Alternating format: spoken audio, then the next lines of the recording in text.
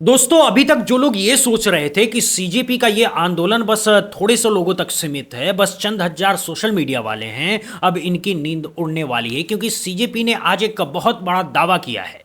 दावा यह है कि 20 जुलाई को जो संसद मार्च होने वाला है उसमें अभी तक 1.5 लाख लोगों ने अपनी हाजिरी दर्ज करा दी है। जी हाँ, आपने सही सुना, 1.5 लाख लोग, यानी कि 1,50,000 लोग। ये वो लोग हैं जिन्होंने एक फोन नंबर पर मिस कॉल देकर के सीजेपी को ये बता दिया है कि साहब हम आ रहे हैं, हमें भी जोड़ लीजिए। अब आप ही सोचिए, अगर सचमुच 20 जुलाई को 1.5 लाख लोग जंतर मंतर से संसद की तरफ कूच कर गए तो क्या नजारा होगा, क्या माहौल होगा, और सबसे बड़ी बात, सरकार के पास इसे संभालने की क्या तैयारी है। इसका जवाब बहुत नाजुक है। चलिए एक एक करके पूरी बात समझते हैं। दोस्तों सबसे पहले तो यह समझ लीजिए कि 20 जुलाई की तारीख इतनी अहम क्यों है। 20 जुलाई से संसद का मॉनसून सत्र शुरू हो रहा है। यह सत्र सरकार के लिए बहुत महत्वपूर्ण है क्योंकि जो बड़े बड़े बिल अप्रैल के सत्र में पास नहीं हो पाए थे वो सारे इसी सत्र में लाने हैं। कई निर्णायक कानून हैं जो अभी रुके हुए हैं। सरकार को यह सत्र सुचारू रूप से चलाना है, अपने एजेंडे को आगे बढ़ाना है। अब सोचिए, इसी दिन जब संसद खुलेगी, इसी दिन सांसद गाड़ियों में बैठ करके संसद जा रहे होंगे, इसी दिन देश विदेश की मीडिया संसद पर टिकी होगी। ठीक उसी दिन 1.5 लाख लोग संसद के बाहर बस 1 किलोमीटर की दूरी पर नारे लगते हुए मार्च निकालेंगे। यह सरकार के लिए किसी दुस्वप्न से कम नहीं है। सोचिए, ये तस्वीरें दुनिया भर के अखबारों में छपेगी, अंतर्राष्ट्रीय चैनलों पर लाइव चलेगी, हर कोई देखेगा कि भारत की जनता अपनी सरकार से क्या मांग कर रही है। इसीलिए मार्च सिर्फ एक मार्च नहीं है, यह एक तरह की सीधी चेतावनी है सरकार के लिए। दोस्तों अब यहां एक बात कहनी है, क्या सचमुच 1.5 लाख लोग वहां पहुंच पाएंगे? यह बहुत बड़ा सवाल है। देखिए, संख्या तो सीजेपी ने रजिस्टर कर दी है, लोगों ने मिस कॉल भी दे दिए हैं, लेकिन जंतर मंतर और संसद का पूरा इलाका बहुत ज्यादा हाई सिक्योरिटी जोन है। वहां तो एक चींटी भी बिना अनुमति के नहीं घुस सकती। तो 1.5 लाख लोग कैसे घुस पाएंगे?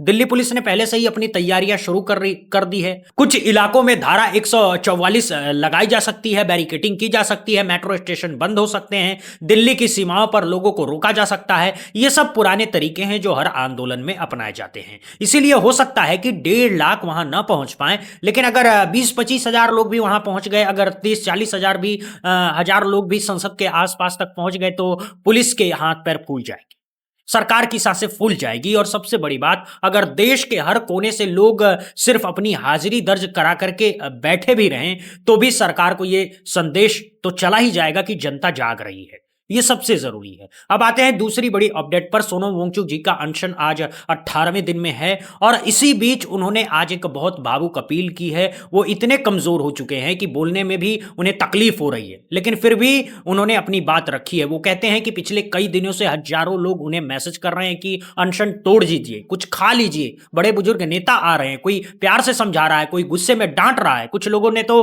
कोर्ट में जाकर के याचिका डाल दी है कि सरकार जबरदस्ती इनको खाना खिलाए। दोस्तों इस पर सोनम जी का जवाब सुनने लायक है। नमस्कार साथियों, बड़े मुश्किल से आज फिर आप लोगों से जुड़ पा रहा हूँ 18वें दिन, क्योंकि आप लोगों के हज़ारों संदेश आए कि मैं अनशन तोड़ दूँ, कुछ खा लूँ। बड़े बुजुर्ग नेतागण आकर मुझे कोई प्यार से, कोई गुस्से में बोल रहे हैं, और कुछ ने तो अदालत से अपील की है कि सरकार मुझे ज़बरदस्ती खाना खिलवाए। दो बातें हैं, पहला तो अगर मैं खा भी लूँ तो उससे क्या बदलेगा और क्या संदेश जाएगा? सरकार को तो यही संदेश जाएगा कि जवाबदेही की ज़रूरत नहीं है, वो बैठ जाते हैं, वो चले जाते हैं। और दूसरी बात, मेरी हालत कुछ ऐसी भी नहीं है कि मैं 2-4 दिन में मर जाऊं। बहुत सारे मेडिकल टेस्ट होते रहे हैं, रिजल्ट्स काफ़ी नॉर्मल है 18 दिन के अनशन के लिए। आज ईसीजी भी हुआ, बुरा नहीं है।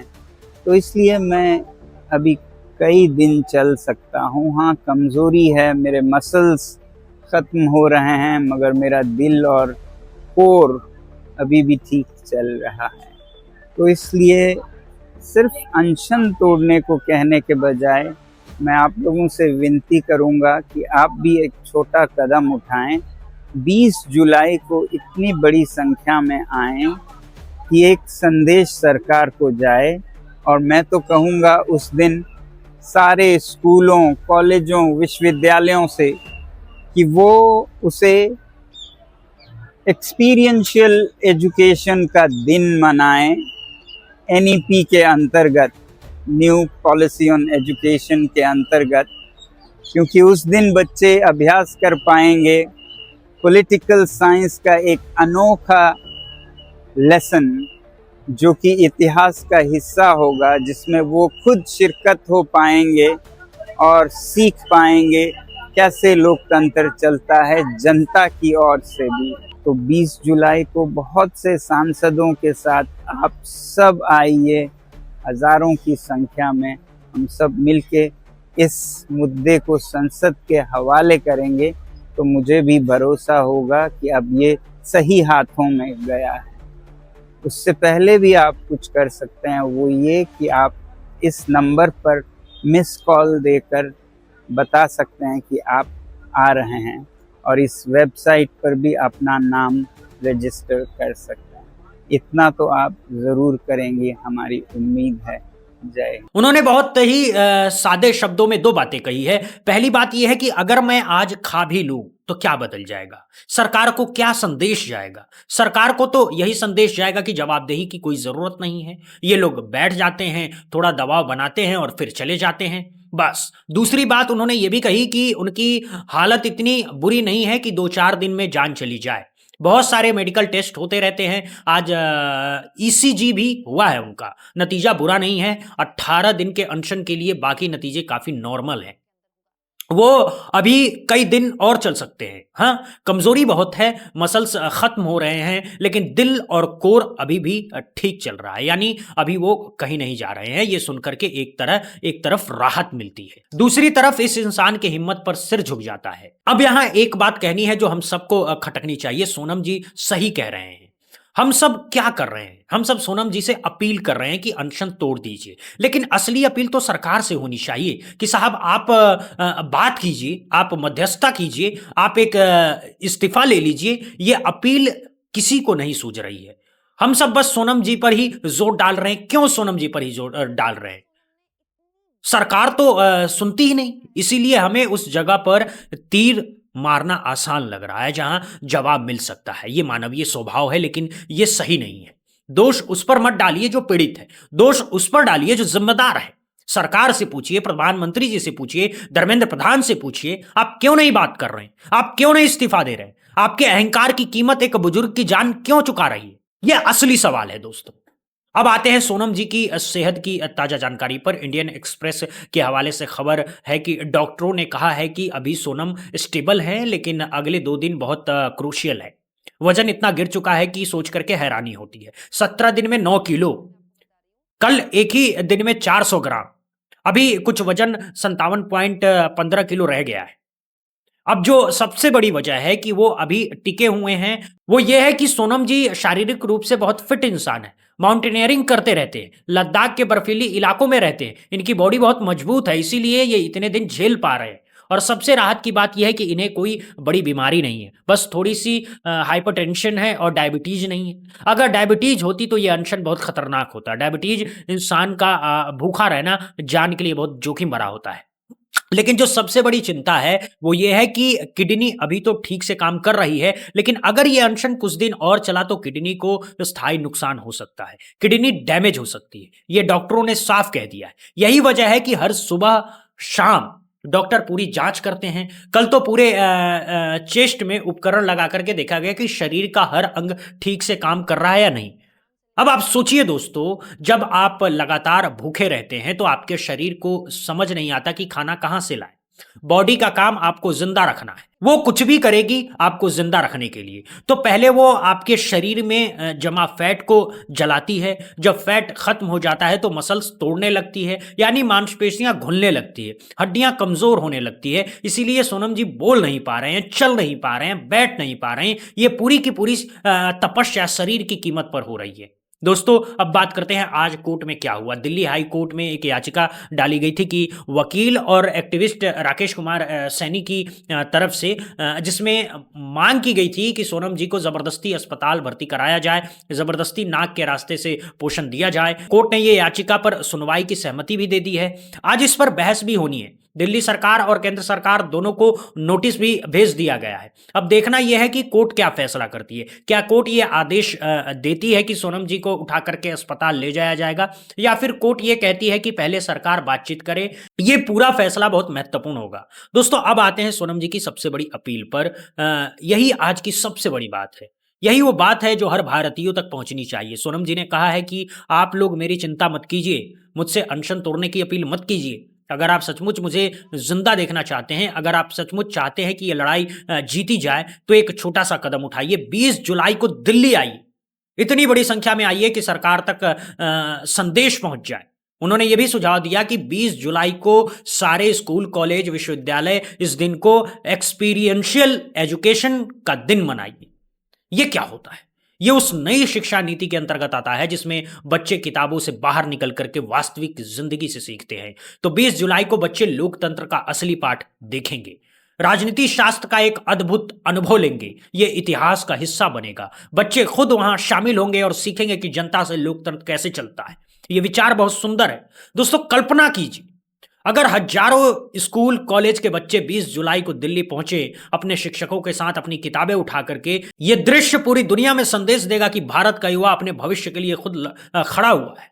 ये कोई राजनीतिक रैली नहीं है, ये कोई पार्टी की भीड़ नहीं है, ये देश के अपने बच्चों की भीड़ है जो अपने ही मुद्दों के लिए आए हैं। सोनम जी ने आगे कहा कि उन्हें भी तसल्ली होगी कि ये पूरा मुद्दा अब सही हाथों में जा रहा है, यानी संसद के हवाले हो रहा है। अब ये बात हजारों की तादाद में लोगों की मौजूदगी में सांसदों को सौंपी जाएगी। दोस्तों ये एक बहुत बड़ी बात है। सोनम जी अपनी जान की परवाह नहीं कर रहे हैं। वो कह रहे हैं कि आप लोग बस दिल्ली आ जाइए, अपनी हाजिरी दर्ज करा दीजिए, बाकी मैं देख लूंगा। ये हिम्मत है दोस्तों, ये त्याग है। अब यहां एक बात हम सबके मन में उठनी चाहिए कि हम क्या कर रहे हैं। हम में से हर कोई दिल्ली नहीं आ सकता। कोई किसान है, खेत नहीं छोड़ सकता। कोई मजदूर है, नौकरी पेशा है उनका। कोई बीमार है, कोई बुजुर्ग है। तो क्या हमारा योगदान खत्म हो जाता है? बिल्कुल नहीं दोस्तों। आप अपनी जगह से भी कई काम कर सकते हैं। सबसे पहले तो सीजेपी ने जो नंबर शेयर किया है उस पर मिस कॉल दे दीजिए। बस एक मिस कॉल, इससे आपकी हाजिरी दर्ज हो जाएगी, यानी संख्या में इजाफा होगा। दुनिया देखेगी कि इतने लाख लोग समर्थन में हैं। दूसरी बात, इस वीडियो को अपने हर उस दोस्त तक पहुंचाइए जो पढ़ रहा है, जो पेपर लीक से परेशान है, जिसका बच्चा किसी परीक्षा में बैठा है। तीसरी बात, अपने सोशल मीडिया पर बात कीजिए। हर एक पोस्ट काम आएगी, हर एक ट्वीट काम आएगा। चौथी बात, अगर आपके शहर में भी छात्र या नागरिक कोई प्रदर्शन कर रहे हैं तो उनका साथ दीजिए। इंदौर में तो कल इतना बड़ा मार्च निकला था, ऐसे हर शहर में हो सकता है। दोस्तों ये जरूरी है कि अब हर एक भारतीय ये समझे कि ये लड़ाई सिर्फ सोनम वांगचुक जी की नहीं है। ये लड़ाई हर उस बच्चे की है जो पेपर लीक की मार से झेल रहा है। ये लड़ाई हर उस माता पिता की है जो अपने बच्चों को कोचिंग भेजने के लिए कर्ज ले रहा है। ये लड़ाई हर उस युवा की है जो साल दर साल परीक्षाओं के चक्कर काट रहा है। अब सरकार पर आते हैं दोस्तों। सरकार के पास बहुत सीमित वक्त है।